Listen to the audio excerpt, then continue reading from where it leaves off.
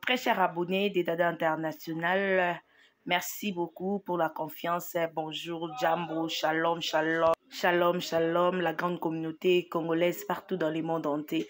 En tout cas, merci beaucoup. Merci pour na nyonso. Merci pour na commentaires. Merci pour na j'aime. Merci pour na attention. Merci pour na bodingo bozo. Continuez toujours na kola kisabiso. Oh, ils ont rendez-vous na biso ya mikolo nyonso a tozomona poulet na biso ya la mwamba ça la mwamba et puis tout ça là qui yango na boule nationale oyo ezangaka te toujours. Voilà recette na biso ezala ki wana poulet na biso ngai na biso pâte d'arachide. Bisous pour tozo continuer.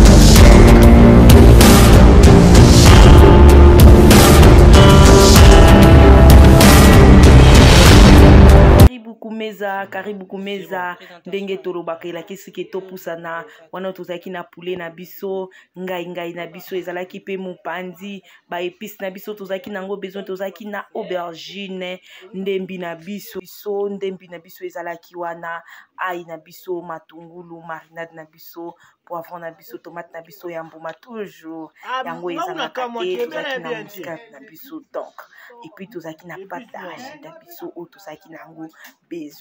Voilà l'épice na biso ezalaki wana. En tout cas to continuer toujours na kota la Dada International télévision to kozala deux sites to consommer toujours chaîne Nabino Obolingaka mingi. En tout cas abonnez-vous. Merci pour na ba j'aime, merci pour na ba commentaire, merci pour na ba soutien, merci na ba suggestion na ba idée na ba recette bozo pesa.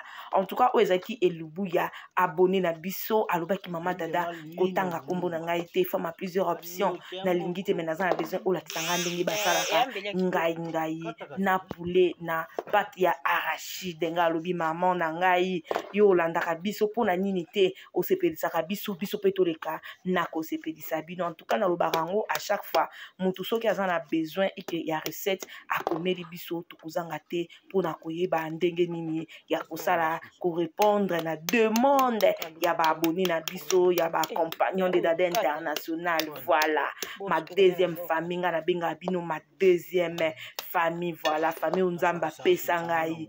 Voilà merci beaucoup pour vous continuer toujours na kopesa biso confiance na kozalaka toujours wana na kati ya Dada International télévision, le choix de l'excellence na moi si ya femme a plusieurs options balobi daron de multitude. Voilà wana ezaki kokata poulet pesa la kanango facilité mais tout ça là qui yango kaka po moi si aye kolaka toujours kolamba ba ye kolaka ezala teki ongai maman na kokaka kolamba eloko boyete ongai na kokaka kosimba boyete te maman alambaka.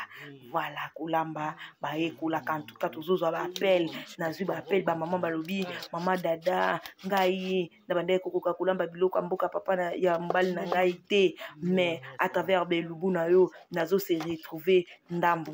En tout cas bato bongo il faut topesa ka merci numéro ezalaka awa ezaka numéro na biso nyonso. Donc à tout moment bokozala na besoin na biso bokobenga biso pe bokozwa biso tokozala wana pona service na bino grande communauté pardon ya famille Libota. En tout cas merci, on est toujours ensemble.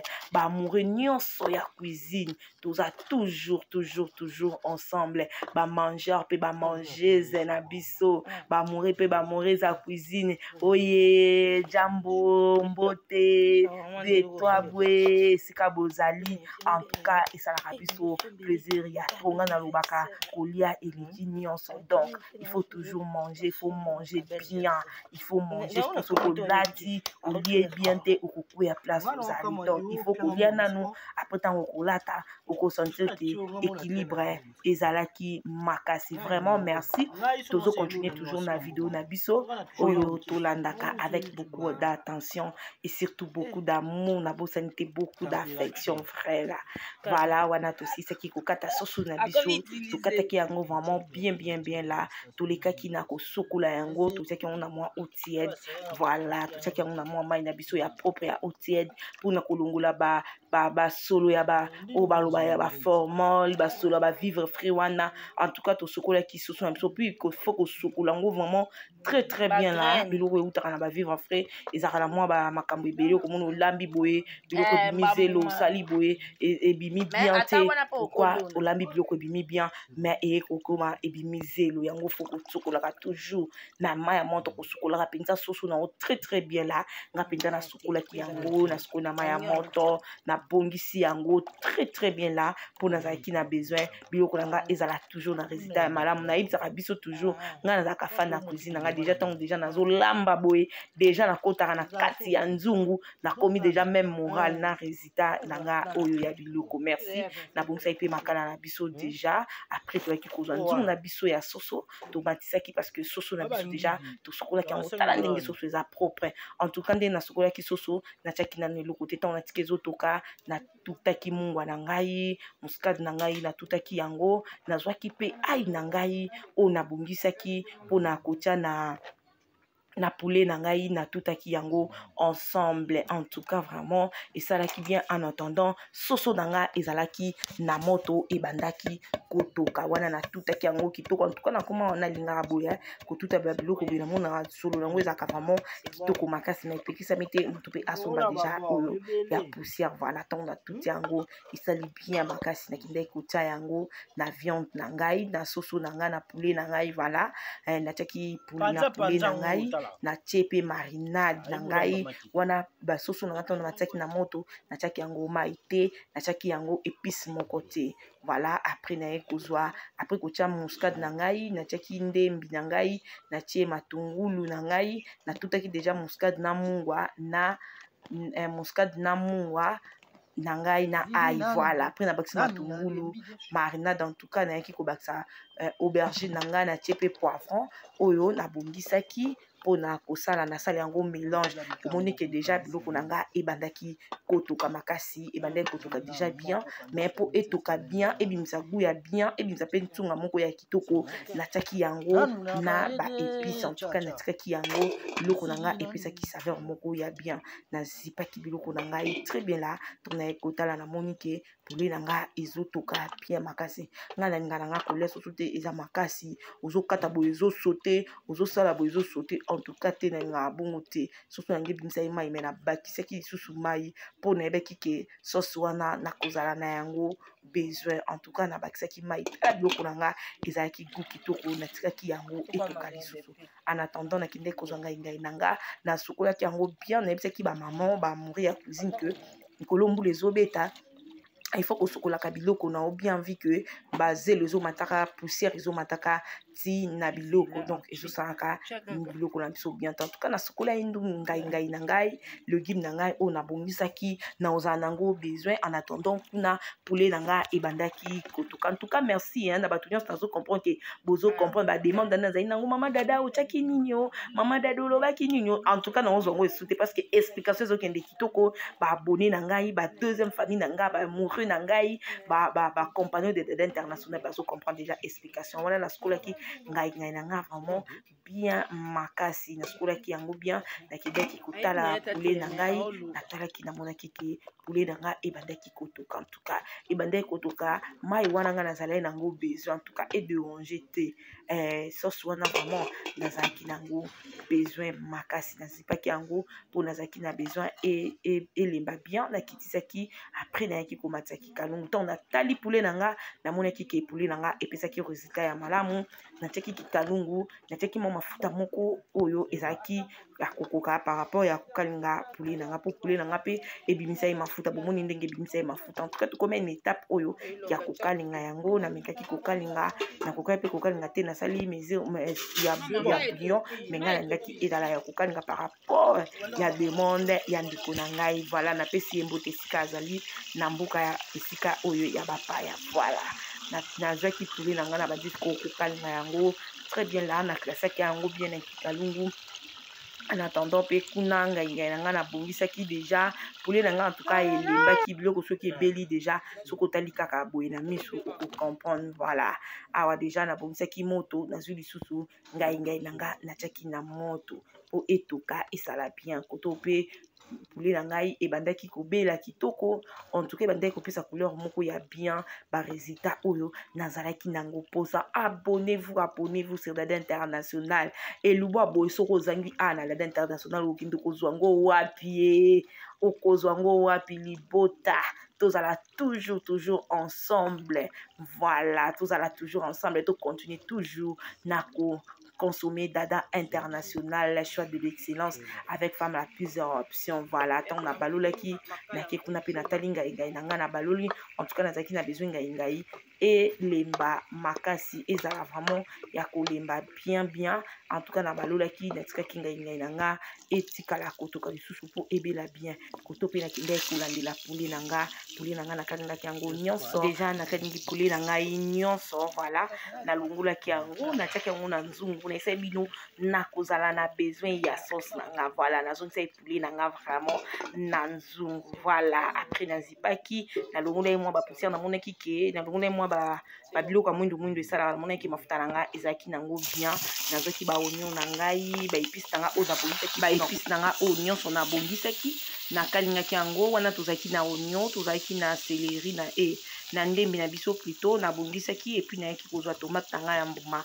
o déjà na bongisaki yango ezaki déjà prêt wana nazwi tomate na ngai na tie yango na ba épices et tout na badaki vraiment kokalinga ba épices nanga kosala yango mélange po tokende déjà na étape na biso ya mwa suka déjà tozokende na kochite parce que déjà tosali tokalingi poulet na biso totokisi yango en tout cas ba épices nanga ebandaki kopesa résultat moko ya malamu. Voilà, nazwaki nzungu na ngai nazwi ba épices nanga en tout cas nayaki kotia yango place moko na poulet na biso. Voilà, nazwaki ba tomate nanga o nakalingaki na ba oignon na ngai na bongisaki déjà na tiaki yango esika moko en tout cas nazali na besoin mafuta mingi te ese mafuta pe ememaka ba maladi nazwaki yango na tiaki na mélanger na matisaki nzungu na ngai na moto nazongisaki nzungu na nga na moto en attendant pe kuna ngai na nga déjà elembaki tala biloko na nga coupe vraiment kitoko epesaki saveur moko ya kitoko epesaki pe na mpifo moko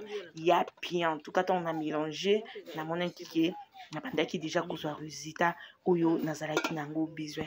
En attendant nazipaki na ekotala ngai nanga na monaki ke ngai nanga elembaki bien en tout cas nazali na besoin ya ngai elemba mais nazalaki na besoin te ya ngai esila ngai nanga ezaki ya ngai makasi te nazalaki na besoin pe te esila ngai makasi wana déjà sauce nanga eza kotoka na poulet nanga o na bongisaki nayaki kozwa ngai nanga o na bongisaki mpona kotia na kati nayaki kosangisa yango esika moko na poulet na ngai nasangisi ngai na biso ensemble na poulet na meki mpe komélanger yango de façon que esangana epesa goût moko ya kitoko ensemble. Après nayaki kozwa pâte d'arachide nanga na bongisaki. Voilà, ezaki nango vraiment goût ba ebele te na bongisaki yango ezalaki goût ba ebele te o na bongisaki mpona eza fumbwa te po totia goût bebebe otie kaka mesure ya kokoka par rapport ya quantité nga nalambaki de poulet natali pe quantité ya ngai nanga. Après nayaki kotia arachide nanga en tout cas résultat ekomaki déjà kitoko ba maman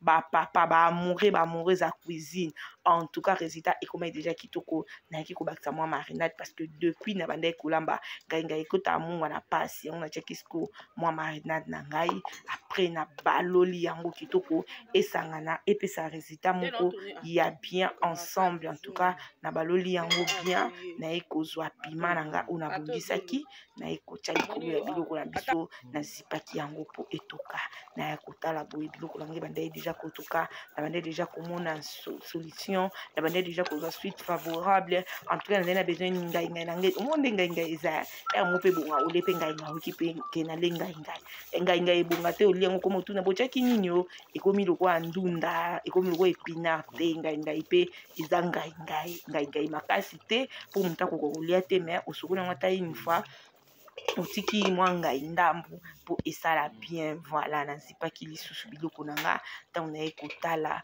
nazwaki résultat biso moko tomona ye mafuta ebimaki kitoko. En tout cas biloko ebimaki kitoko makasi biloko na biso ebandaki kopesa résultat oyo tozalaki nango besoin. En tout cas vapeur openi na caméra na biso nzambe okolonga biso te tala biloko na biso ebelaki kitoko. kitoko biloko ebelaki vraiment ebelaki kitoko epesaki résultat moko ya bien epesaki goût moko ya kitoko naza sur bato nyonso balandi biso bamoni étape nyonso ya biloko na biso biloko ebelaki tokitisaki yango tokomaki na moment préféré moment oyo tolingaki explication te bamama ye bapapa baamoureux ya cuisine baamoureux bamangeur na bamangeuse na biso en tout cas toyaki koservir biloko na biso epesaki kitoko makasi karibu kumeza kaka ndenge tolobaka elakisaka ke moto apesa explication te karibu kumeza elakisaka boyei malamu